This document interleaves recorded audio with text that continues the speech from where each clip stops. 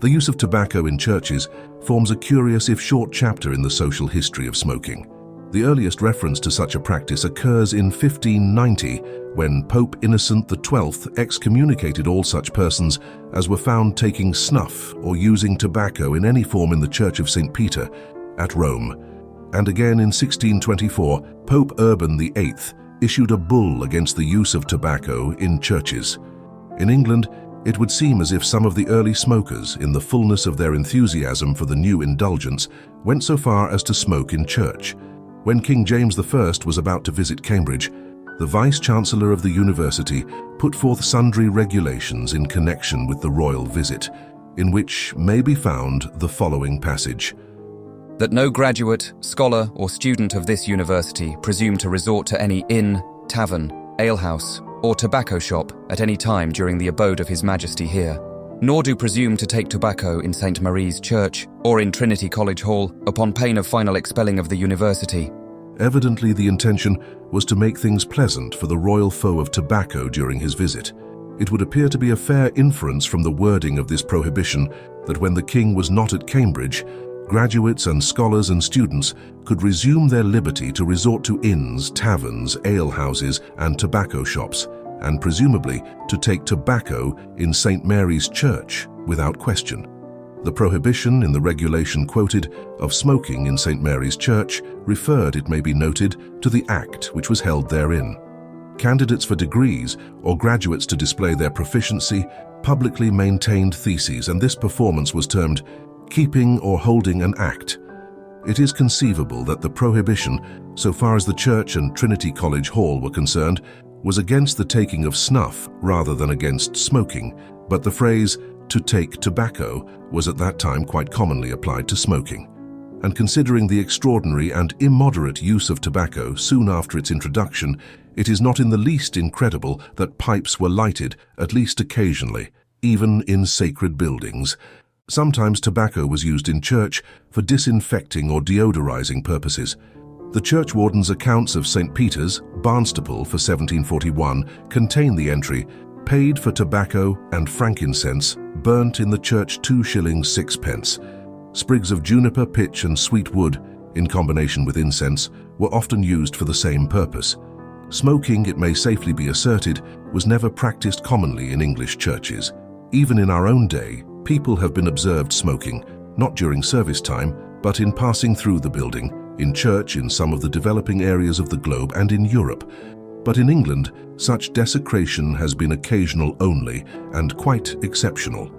One need not be much surprised at any instance of lack of reverence in English churches during the 18th century, and a few instances can be given of church smoking in that era.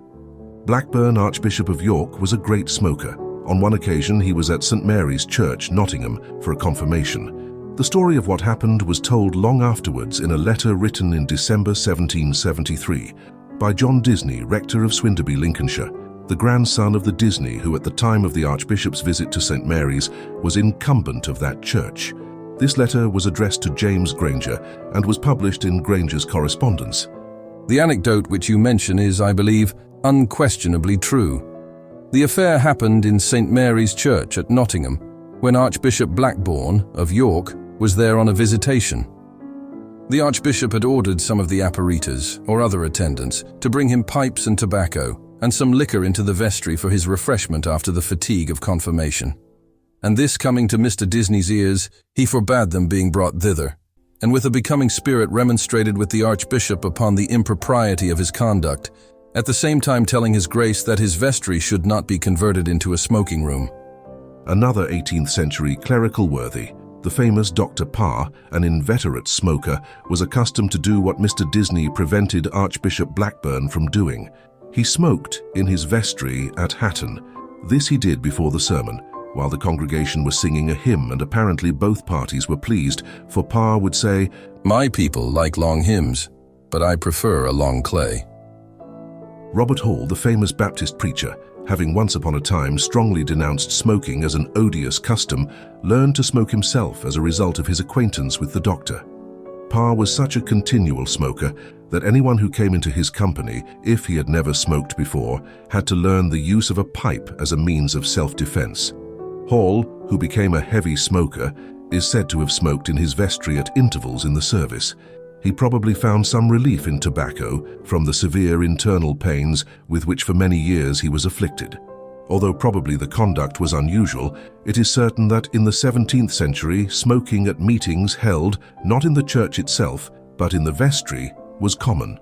The churchwarden's accounts of St. Mary Leicester, 1665, record the expenditure in beer and tobacco from first to last 7 shillings, 10 pence.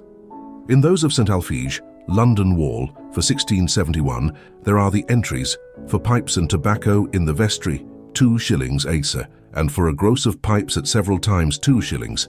Another 18th century instance of smoking in church is associated with the church of Hayes in Middlesex. The parish registers of that village bear witness to repeated disputes between the parson and bell ringers and the parishioners generally between 1748 and 1754. In 1752 it was noted that a sermon had been preached after a funeral to a noisy congregation. On another occasion, says the register, the ringers and other inhabitants disturbed the service from the beginning of prayers to the end of the sermon by ringing the bells and going into the gallery to spit below, while at yet another time a fellow came into church with a pot of beer and a pipe, and remained smoking in his own pew until the end of the sermon.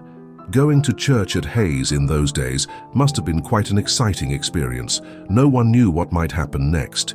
A clergyman has put it on record that when he went in 1873 as curate in charge to an out-of-the-way Norfolk village, at his first early celebration he arrived in church about 7:45, and he says, "To my amazement, saw 5 old men sitting round the stove in the nave with their hats on, smoking their pipes.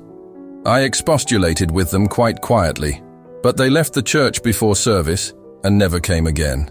I discovered afterwards that they had been regular communicants, and that my predecessor always distributed the offertory to the poor present immediately after the service. When these men, in the course of my remonstrance, found that I was not going to continue the custom, they no longer cared to be communicants.